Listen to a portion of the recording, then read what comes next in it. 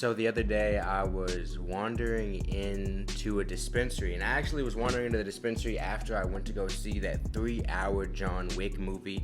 And so it begins. I was super amped up. I had just watched 300 headshots,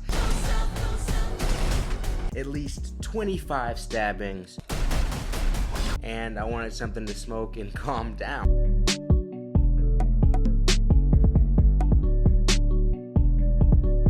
I was walking past one of the first equity, black owned dispensaries here really in the state of Illinois, and that is the Grasshopper Club over in Logan Square. And before I get started, I will love when they allow for dispensaries to be named dispensary. Like there's another one I go to called Ivy Hall, and it's called a sensory dispensary. And I think this is because dispensaries aren't allowed to have like cannabis dispensary in the name, but that's super annoying for SEO stuff, for branding when you're walking by. It's so confusing. But today I figured the day before 420 it'd be the perfect time to talk about the state of Illinois cannabis. So this video is going to be purely from a consumer standpoint. I know there's probably going to be tons of growers, tons of medical people, tons of things that are going to have a lot of opposition to what I have to say. So this is really coming from a rec consumer. So to start out,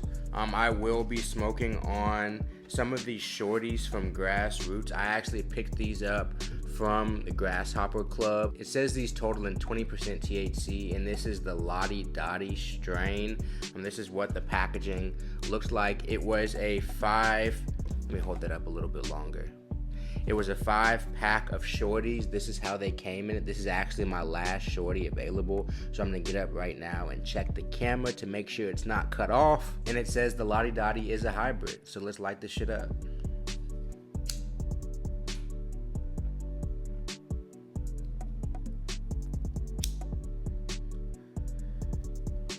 I do want to preface this video with saying I personally typically do not visit the dispensary.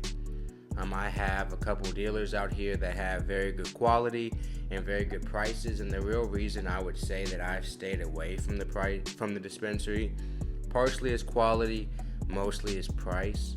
When I first moved to Chicago, it's been about 1.5 years now, the quality was much worse than it currently is. I think a lot of these stores were seeing that dip, and to be fair, I moved here within the first couple years of the rec happening, of like the rec transition happening, and that's normal for any state. In the first 2 or 3 years, it takes a long time, or it takes a few years to get those crops rotated, to get the right flower out. So I did give it a pass in that, but that kind of what kept me on the streets originally. And then also, when I first moved here, not even that quality eighth would be out the door about $70 to $75.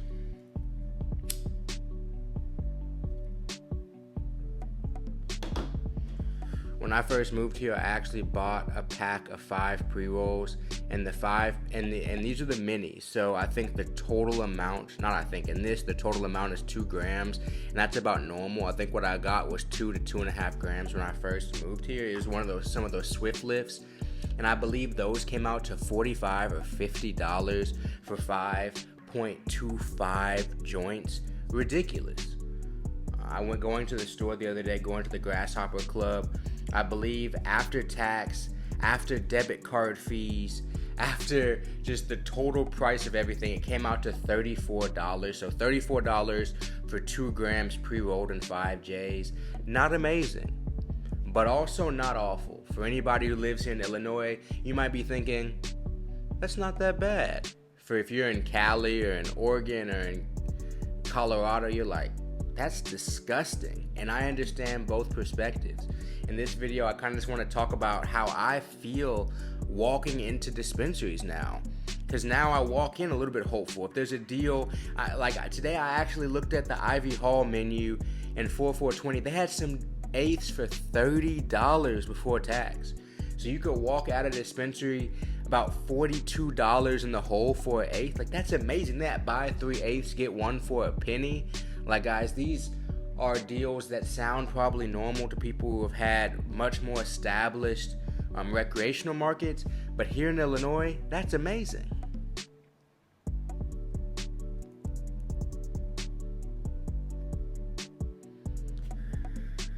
So this Lottie Dottie, it's smooth, it tastes nice, it has some of that gassy taste. When I first moved here, a lot of the pre-rolls, and this is common for pre-rolls, but a lot of pre-rolls had a really kind of dirt shake type taste to it, but this has like a real floral taste, a taste that I can actually enjoy, a taste that I can look forward to smoking, not something that I'm just trying to get through. And when you have, it breaks down to 30, let's say 35 divided by 5, so almost $7 each for these .25s. You want to enjoy it. That's not cheap, that's not crazy expensive, but that's also by no means cheap, at least for somebody like me.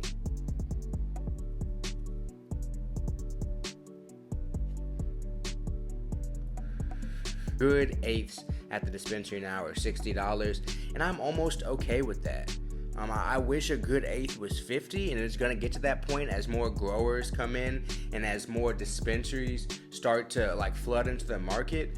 But it moving down to where you get that range of $30 to $60 for an eighth, that's fair. If somebody wants to pay $60 for an eighth, they're more than welcome to, but they should have the option of paying for some cheap weed, in my opinion, as well, because that's just what makes sense. So that you can get a $1 PBR somewhere, a $2 PBR somewhere, or you can get the $10 IPA. I think that range is completely fair, and I think that we should be able to get quality products for a decent price. And as anybody here in Illinois, there's only a few growers at this point, but as that expands, the price is just naturally going to go down, because right now, although we have seen a string of dispensaries starting to open up across the state, with it being restricted supply, there still is kind of a control on the pricing, but I do believe the state's going to open that up one of these days soon, and that's going to make a huge difference. The quality is going to go up because there's going to be more people competing.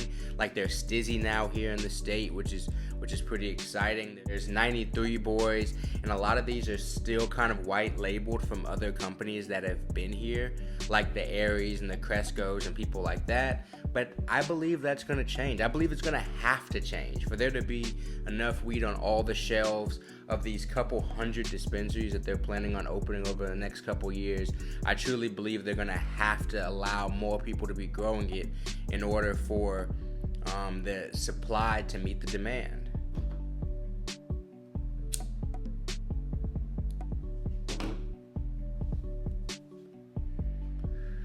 I live here in the city, so I'm currently in Humboldt Park, which is right next to Wicker Park, and Logan Square, which both have dispensaries. So I have currently now 3 dispensaries within a probably 35-minute walk, and that's amazing to me, because that means if you drive, you have 3 dispensaries within 12 minutes of you. At first it was 1 when I first moved here, so 3 times as many now, and that's in different parts of the city. Like certain suburbs are opening up more dispensaries, so availability is going up.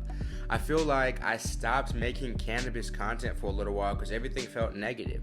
Everything I was reporting was what states were doing against weed, what states were doing to kind of constrict it. Yeah, they're legalizing it, but yeah, you can smoke here now, but it's always that type of story to me, and I wanted to talk about kind of the positives a little bit, because yeah, we do want home grow here in Illinois.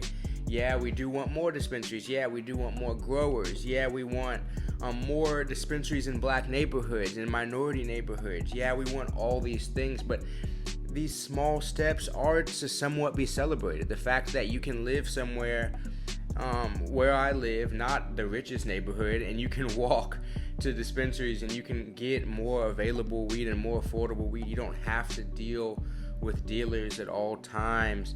That's a blessing. That is truly a blessing, because I am kind of tired of dealing with dealers. I'm tired of downloading Telegram and then downloading Snapchat, and the Snapchatting get closed down, so now we're on WhatsApp, and now I'm checking this WhatsApp menu, but he's like, that's the outdated menu, let me send you the updated menu. Like, I'm sick of that. I want to go to the dispensary. I want to go to the dispensary that's open between 9 and 9. Come in right now. You can get it pre-ordered, pick it up, it's affordable, come get it. That's the world I want to live in. And I'm hoping as we move forward and as we keep progressing in this market, at least here in Illinois, we get closer and closer to that. I'm enjoying these grassroots. This is not sponsored or anything like that. I actually bought these because they were on sale. You know, I wanted to support black-owned dispensaries, small local dispensary, but I also have to support my own pockets.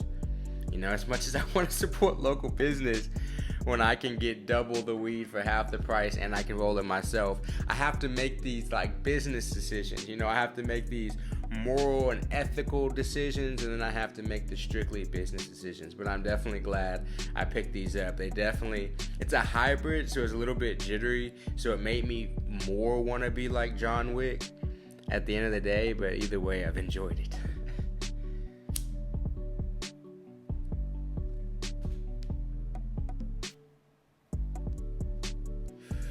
I was talking to my friend the other day, and we were really talking about how different 420 is now. And I was just thinking about like how 420 will be so different in the future. Like if I ever have kids and stuff like that, if I have a family. Like when I was in college, we had free reign. We used to literally take a notebook and write out a schedule. We'd have like 6-7 smoke sessions. We'd have 7 people piled into my expedition, hotboxing it till we couldn't breathe anymore.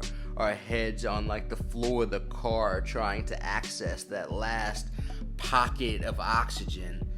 You know, like this is how we were planning our day. Like I'm missing all my classes. I might go to one if I have a quiz, but I might have to eat the 0 that day.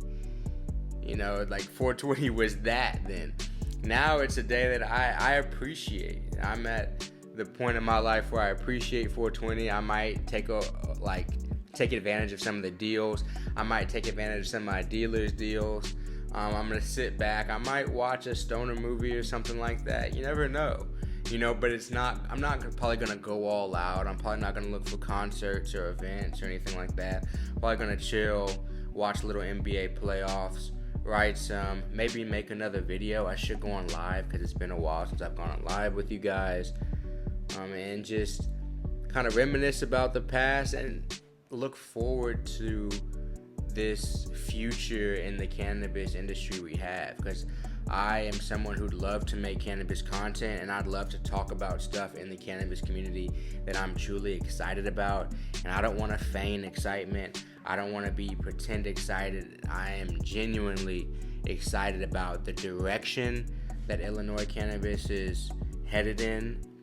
Some people might be upset about me saying that, but for my personal life, my personal sake, and what I've seen with my own 2 eyes, and coming from Texas where it was like completely locked down, there's progress being made. And as I develop and as you guys develop, and no matter how you guys are gonna spend your 420, whether that's in an office, whether that's in a hot box, whether that's at a Snoop Dogg concert, whether that's in Amsterdam or one of the other, what I call smoking capitals like Jamaica or Denver or something like that, wherever you guys are, I hope you kind of make the most of it, you know? Just take a second.